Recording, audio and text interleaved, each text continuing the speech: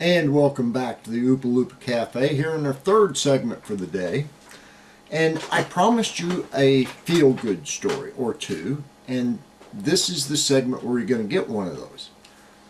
Now, the image that I put up with that in the introduction was of a vending machine, had been a cigarette vending machine in a previous life, and it had been repurposed, repainted, and repositioned to vend artwork. We'll see that one again in a moment.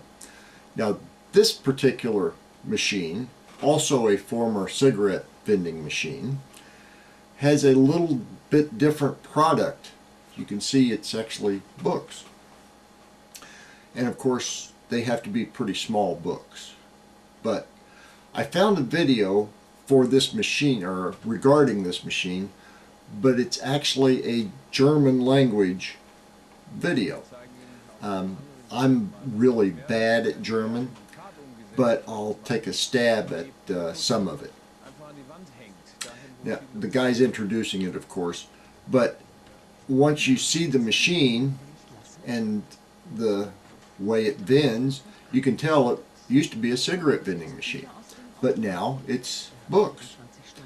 So it's kind of neat, I think. Now, this is the lady who came up with the idea and has done a great deal of work to promote not only the reuse of machines to keep them out of landfills, but to also promote some of the arts through use of the machine.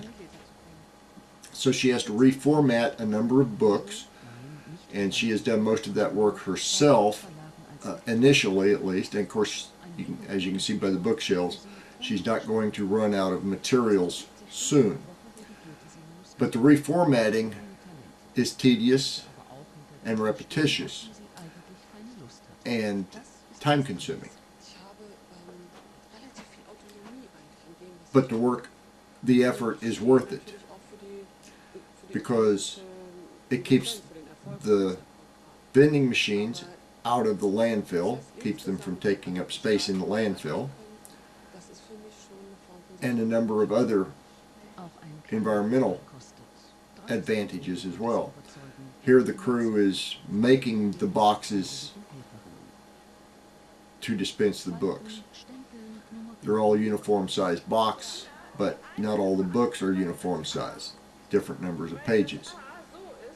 So they're still experimenting with some of that, but they have a lot of fun with what they're doing right here. A wide variety of topics, from self-help to children's books.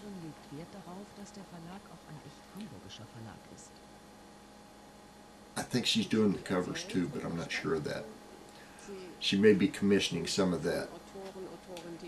But anyway, a really good take on reuse, repurpose, reposition of something that's an outdated, outmoded piece of machinery for its original purpose. But now that it can dispense books, it's actually seeing a new useful life. And so is another cigarette vending machine seeing some more new useful life. Now, this one was actually at CEB, I believe, and it dispenses works of original art and a number of places around the country: Winston-Salem, North Carolina, Mesa, Arizona, Sonora, California, have put back some of the cigarette vending machines, but instead of vending tobacco, it's actually vending locally made works of art that fit in those same little boxes. So that's kind of cool. But while we're on that topic of reuse, repurpose, and reposition, let's look at a few other things that are easily made or easily adapted to a new use. In this case, it's actually a wine bottle, a shot glass, 3 strings of chain, and a key ring. So it's pretty cool that way, I think. and it wouldn't take too long with either nichrome wire or a file to crease that glass and make that work. Now, this one is probably my favorite of the just straight reuse, and it is a gumball machine that has been repurposed as a fishbowl. Small one, yes, but easily adapted.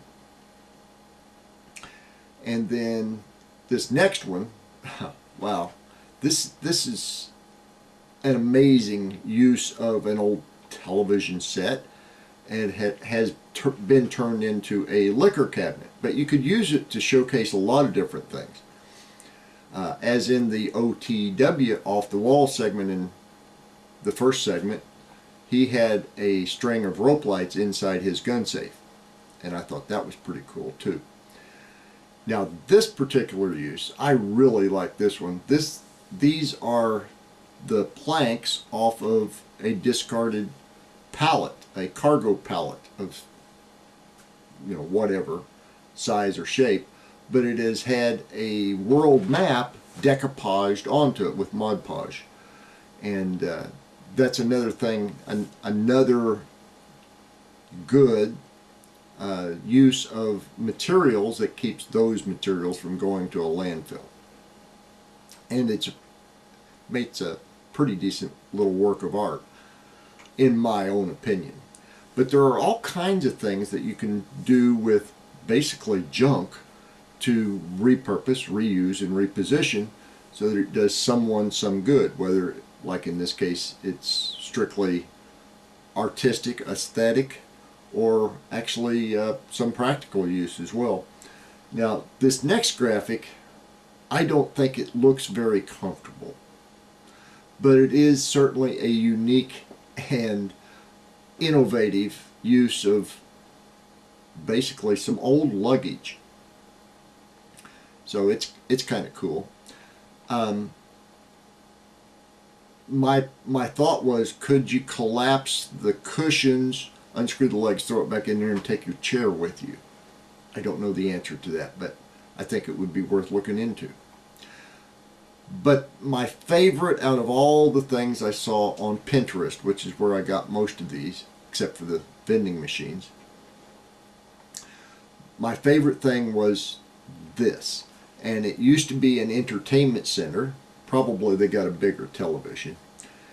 And they turned the entertainment center into a child's kitchen toy set. And I think that is just really cool beans. But I told you all that story about reuse, recycle, and reposition so that I could actually tell you this next story about reuse, recycle, and reposition. Now this graphic is actually the front page of the Civilian Marksmanship Program, or ODCMP. And the ODCMP at its root was established in 1903 by an act of Congress to distribute firearms to civilians. These were surplus firearms, and at that time they were left over from the Spanish-American War for the most part. But they were also military-grade arms, and they were provided primarily to youth groups to encourage youth into the shooting sports, to develop marksmanship and handling skills in safety and primarily familiarization. Now, if you look here, M1 Garand, M1 Carbine, 1917 Enfield, 22 target surplus and 22 target commercial, air rifles, miscellaneous rifles, accessories, ammunition, parts, stock, targets. It was all in there. And it still is to some degree.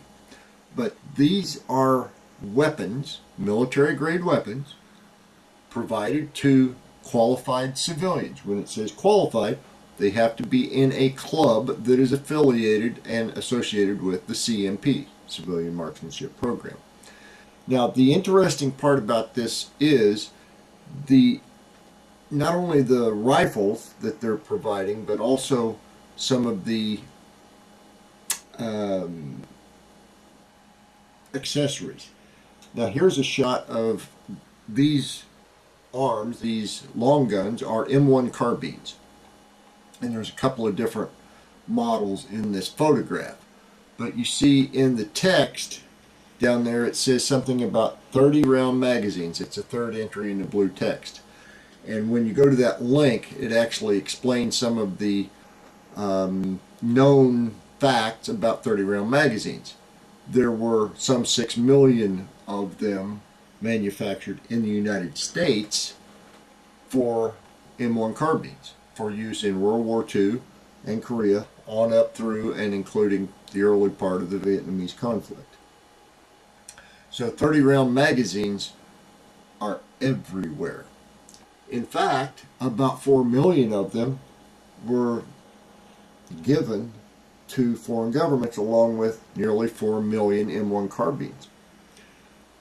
Most of those arms went into military and law enforcement in foreign countries.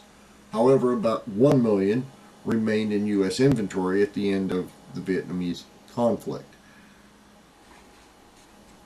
Now this M1 carbine is a World War II era, bought at a local gun dealer, some 10 round and 15 round magazines, a bayonet. You can see the bayonet logo on the front of the M1 carbine. And it's a really nice shooting piece. Now this is an aftermarket Ivers Johnson model that is intended to look a lot like the M1A1 paratrooper model, pull-out wire stock, but the foregrip is a dead giveaway. This is an aftermarket. And it also should be a really good shooting little piece, although I have never fired it. It was built in the early 1980s, and it has yet to be fired. I acquired it also at a local gun store. Different one though. Now the CMP program and its 30 carbine sales are somewhat limited right now because of availability. They do have some.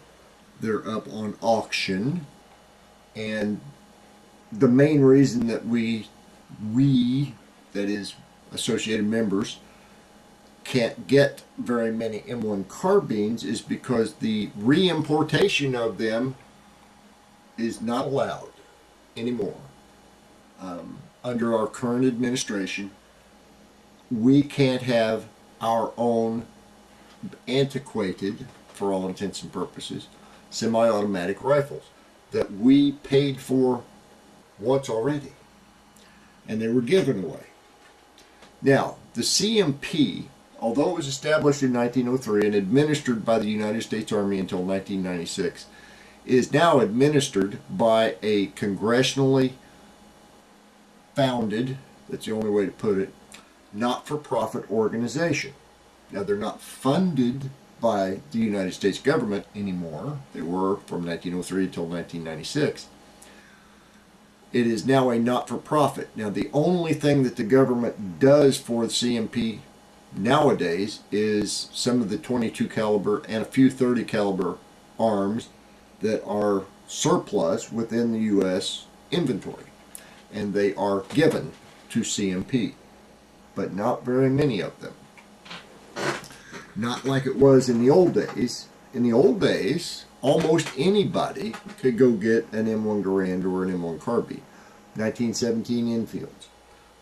All different kinds of guns went through the CMP, up to and including M14s, which was a fairly heavy 30-06 caliber, hard-hitting, hard-kicking piece of equipment. That's probably not going to happen anymore. But there were literally millions of semi-automatic and a few automatic weapons of military grade provided to civilians within the U.S. for, well, let's see, I guess it would be about 109 years now, and all of a sudden we're not capable of handling them.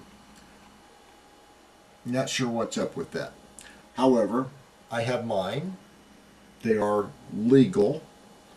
They're fully registered, went through all the background checks, did all that self-assertion, because that's what it amounts to. And I chose M1 carbines because A, they're easy on you. They don't kick much. It's a lot like shooting a smaller caliber rimfire, 22, a little more, and it's a much more effective round than a lot of things that you could use today.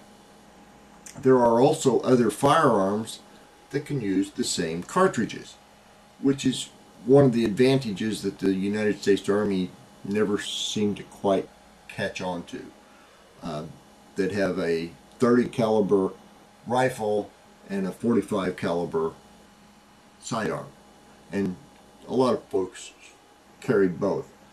But in the last interview that Audie Murphy gave in his life, the reporter ran out of questions early and said, "What was your favorite rifle?" And Audie said, "M1 carbine." "What was your favorite pistol?" "M1 carbine." And I'm right there with him. Stick with us.